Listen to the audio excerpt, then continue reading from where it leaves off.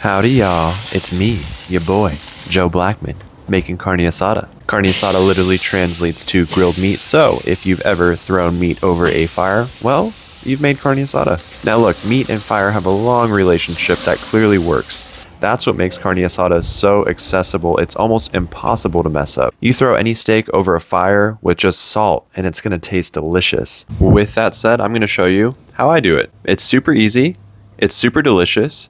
Make it for someone you love or make it for yourself. You really should love yourself. Carne asada is self-care. Okay, let's get started. Okay, so for our carne asada, I am going to do a dry rub and a wet marinade. I'm going to start off by making the dry rub. These are all the ingredients. We have salt, black pepper, oregano, cumin, onion powder, brown sugar, paprika, and garlic powder. Doesn't really matter what order you put these in, but I'm going to go salt first. Salt is what makes food taste like food. Next, I'm going in with black pepper. Black pepper is going to add some spice, some nice aromatic. Oregano is going to give it that herbaceous quality, nice aromatics as well. Cumin smells like BO to me. I love it on beef. I think it adds a wonderful flavor to beef dishes. Onion powder, I feel like you just put this on everything. Any meat, onion powder tastes good on, adds a slight sweetness, some earthiness, and it's just delicious. Same could be said for garlic powder. I add this to almost everything, especially meat dishes. Adds a little bit of sweetness, earthiness, and actually a little bit of spice as well. I prefer brown sugar. It is going to help caramelize the meat. It's going to add some sweetness and a little bit of depth to the dish.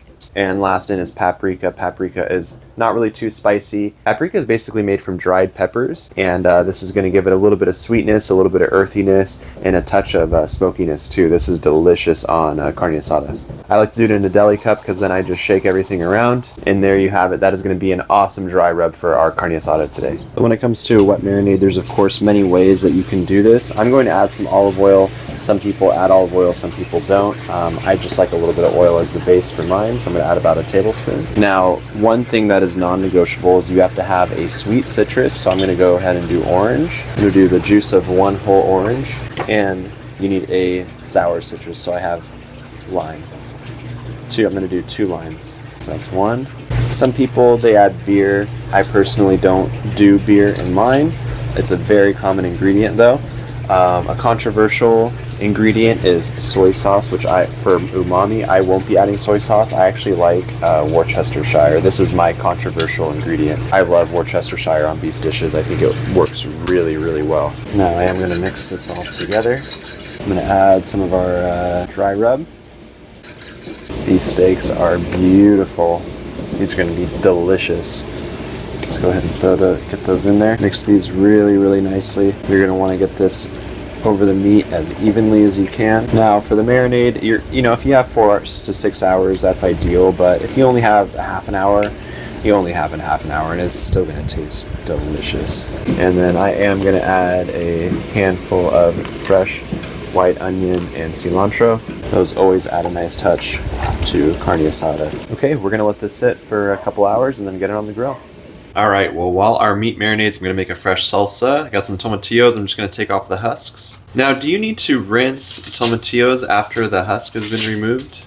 If you know the answer, drop a comment. I'm going to do 4 tomatillos, and you know what, I actually am going to rinse them. I'm going to do 1 jalapeno, a quarter of a white onion, and let's go with 3 cloves of garlic. I don't know if I'll use all 3. I'm going to roast them with the skin on. That's going to steam the garlic. I don't really like raw garlic in salsa. The flavor is too overpowering. I'm going to stick this in the broiler now. There is more than one way to do this. You can do this on the comal or on an open flame. I'm just using the broiler this time. Alright, everything is nice and blistered. Once these cool off, I'm going to throw them into the molcajete and make some salsa. Alright, we're here with our molcajete. I don't know what it is about these, but whatever you make in here comes out absolute magic. Of course you can use the blender, but the blender is not quite the same. Alright, so we're going to go in with our tomatillos. Actually, excuse me. I'm going to start with the garlic. I'm going to go smallest to largest ingredient, so I'm actually going to finish with the tomatillos. I'm going to take the skin off of this. It's nice and steamed on the inside and still a little charred, just exactly what we want. And these are being mushed into a paste, which is exactly what we want. Next, we're going in with our onion. Okay, I will say it does take a while to pound this down, but you will eventually end up with a paste. So just be patient, and it is definitely worth it. All right, we got our jalapeno going in. The jalapeno is much more cooperative than the onion was. The onion took quite a bit of work. The baby's sleeping, so I don't want to wake her up smacking this thing out here. Now we're gonna go in with our tomatillos. These are gonna give it that nice acidic boost, sweeten things up a little bit. And really, these are going to be kind of the backbone of the salsa. Ooh, my arm is getting tired. Blender is definitely easier, but like I said, the flavors that come out of this thing are definitely worth it. And you know what? It's a little bit of a labor of love. I am going to add a little bit of lime for a boost of acidity. And then I'm gonna do a pinch of chopped cilantro as well. And some salt. Salsa Verde and molcajete. Before I set up the grill and get cooking, I do want to make some fresh tortillas. I have maseca here. Very simple to make. I'm just going to add 2 cups of maseca mix and 1.5 cups of water. We have our 2 cups going in and 1.5 cups of water. Now we just mix this together. This stuff is very, very easy to work with. It's pretty much foolproof, and the tortillas are honestly really good for how low effort this is. The bag says we should get about 19 tortillas. We'll see what we get. Okay, put that aside, and we do have our tortilla press here. You're not going to want to stick the masa straight onto this. It will stick. So what you're going to do is get some plastic wrap and cover each side.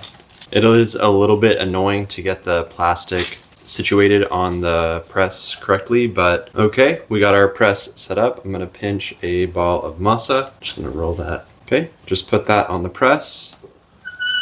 Close and press. I actually like to, you don't need to do this, but I like to do this. I actually like to flip it over because it tends to press the side a little bit thinner that's closer to the edge. This way it's more even. And you peel this off. This is going to go onto a hot comal, and then tortilla should be ready in just a couple seconds. This comes off nice and easily. You actually want to go away with a sweeping motion like this. Drop that flat on there. Now you don't actually want this to cook all the way through. You want to give it some time to steam as well. So I'm actually going to take that and put it into a tortilla warmer along with its friends, and they will all steam together, and when they're all finished, it's going to be delish. Okay, my tortillas are finished. They're all steamed up in here. Let's see how many we got. Oh, sticking together a little bit. Getting real friendly. And as you can see, they're nice and bendable. That's going to be perfect for making tacos.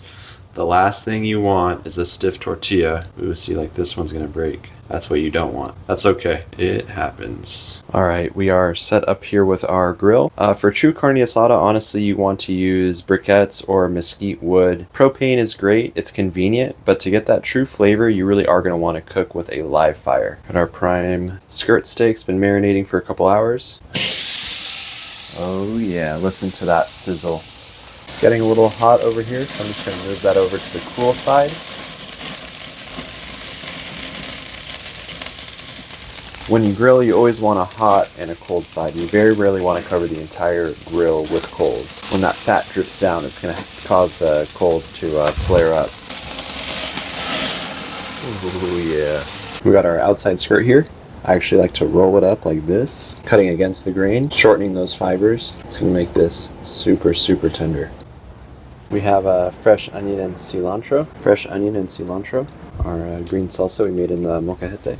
Squeeze of lime to finish it. And that is one badass taco. All right, let's give this a try. For how easy this was, this is excellent. You have to try this. It's got savory, it's got acid, it's got spice. The corn tortilla, everything is perfect. Hey, thank you so much for watching. Go make some freaking tacos.